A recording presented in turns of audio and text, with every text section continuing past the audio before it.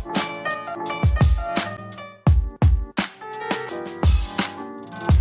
I have to name my aging, I'd call it unlearning.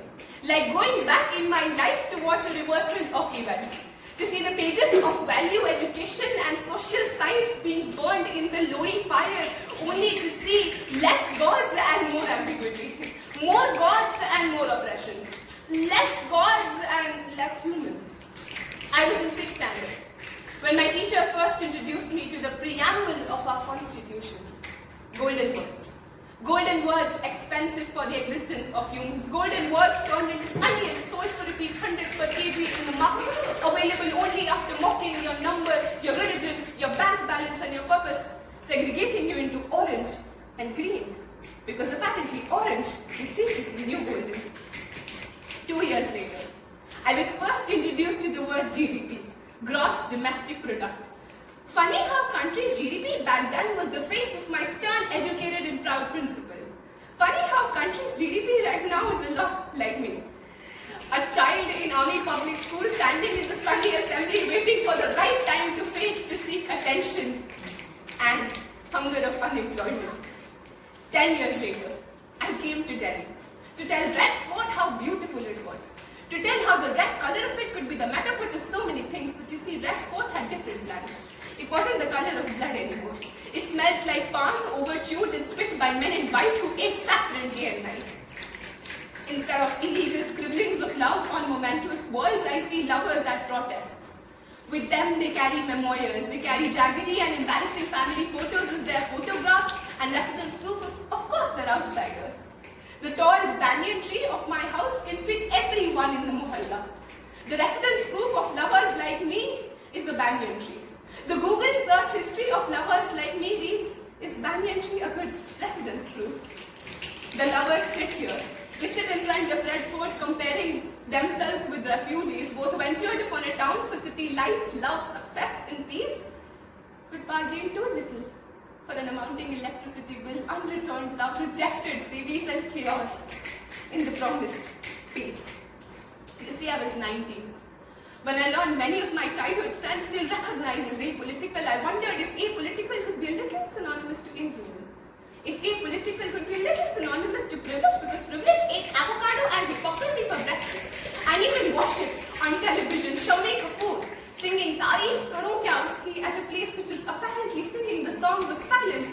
But unlike earlier, Inhuman cannot hear this song because unlike earlier, this song sounds little like Azadi. Inhuman hates Azadi. Inhuman made songs in Shikara, danced in Shikara, clicked pictures in Shikara, but never cared enough of the water that gave birth to it in the first place. Inhuman binge watches Bollywood all day, but believes that villain is a villain only when he's an outsider, only when he's a Mughal, only when he's a fair complexion outsider, indiscriminately massacring people. But you see, I am a literature student born in an age of anti-learning. My teacher tells me that the hero is the new villain, entrusted with an emancipated feminine heroine, the nation in need of his protection. The nation does not need anybody's protection. Meanwhile, my father tells me we're supposed to learn about revolutionaries, mimic Bhagat Singh in fancy dress competitions, but we dare not look like them. Because revolutionaries these days can be recognized by their attires. They wear kurtas, they wear burqas, and sometimes absolutely ambiguous clothes of poverty and hunger. You cannot recognize them. But you see, my Sanghi uncle believes a little otherwise.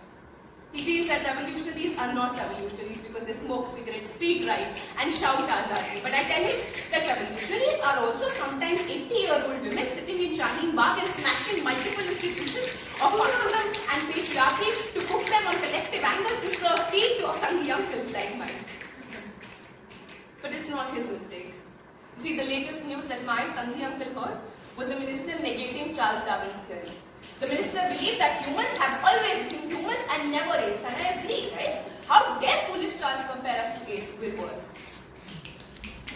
You see, my uncle doesn't believe in humanity, he believes in Hanumanity. Which is to say that he recited these stories of how Lord Hanuman lifted his chest wide apart to show Siya Ram how they ruled his heart. I only wonder if his chest measured 56 inches. If his chest could contain a barricaded heaven, the dead body of an 8-year-old in Uttar Pradesh, and a book I call Meanwhile, as I'm about to turn 20 in March, I'm being handed over warnings that our bloodline carries. Warnings by my relatives and my chachu, until one day they tell me that we're apolitical. We're apolitical until one day the fire reaches our home, until one day the fire burns all the proofs of caste and religion we have been upholding for so many years. We're apolitical until it's us burning. My father tells me we'll build mansions adjacent to graveyards and dare to call them haunted. We claim to build a nation on dead hopes, fundamental rights and ideals and dare to call it a superpower by 2020. Meanwhile, I turned 20. I studied politics, manners, English and science, but of course I'm immature. Like, beta, you're mature. You're mature to score 93%, get into an eminent university and tolerate child harassment, but immature to get into a political debate with your uncles. Because obviously no amount of knowledge can defeat the apolitical privilege contained in the pot bellies of your pot uncles. Well, this year, as I turn 20 and the Constitution turns 70, I can't help but draw similarities on how I, a woman and Constitution, have both failed to exist with pride.